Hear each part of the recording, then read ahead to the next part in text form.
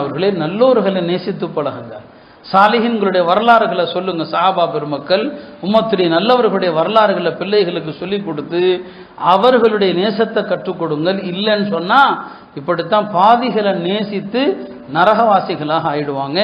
அல்லாஹ் இந்த சமுதாயத்தை பாதுகாக்கணும். எனவே சஹாபாக்களுடைய அந்த வாழ்க்கையை பிள்ளைங்களுக்கு சொல்லுங்க. யாராவது இறந்தா நபி ஸல்லல்லாஹு அலைஹி வஸல்லம் அவருடைய நல்ல விஷயத்தை சொல்லுவாங்க. ஒரு சஹாபி இறந்துட்டாங்க, நபி ஸல்லல்லாஹு அலைஹி வஸல்லம் ஒரு பக்கத்தில் வந்து சொல்றாங்க, இன் குன்த அவ்வாஹன் தல்லா அல்லில் குர்ஆன், நீ ரொம்ப அழக்கூடிய ஆளா இருந்தப்பா, அல்லாஹ்வுடைய பயத்தில் நீ ரொம்ப குர்ஆன் ஓதக்கூடிய ஆளா இருந்த அப்படின்னு சொன்னாங்க. இன்னைக்கு நம்ம அவர்களை யாராவது இருந்தா அப்படின்னு நாம சொல்ல முடியுமா? அப்போ இந்த செல்போன் முசீபத்துகள் எவ்வளவு தூரம் இந்த உம்மத்தை கொண்டு போயிடுச்சு. நான் யாரையும் குத்தி காட்டல. எத்தனை பேர் பாருங்க, வாலிபர்கள் இறக்கும் போதும் தன்னுடைய இறப்பையும் செல்ஃபி மூலமா பதிவு பண்ணிட்டு போறான். அவனுடைய இறப்பையும் இதன் மூலமா பதிவு பண்ணிட்டு தான் போறான். அந்த கடைசி நொடி வரைக்கும் பாவத்தில் மூழ்கி இருக்குது.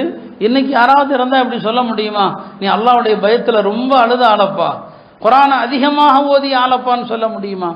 எனவே இந்த இளைய தலைமுறையை, குறிப்பாக இந்த பெண்களை மார்க்க அடிப்படையில் நாம் உருவாக்க தவறிட்டோம்னு சொன்னா இவர்கள் எந்த நிலைக்கும் போவார்கள் என்பதைத்தான் இன்றைய சமூக நிகழ்வுகள் காட்டுகிறது.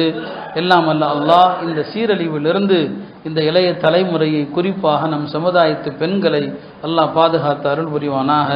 வஆஹிரு தஅவானா அனில் ஹம்துலில்லாஹி ரப்பில் ஆலமீன்.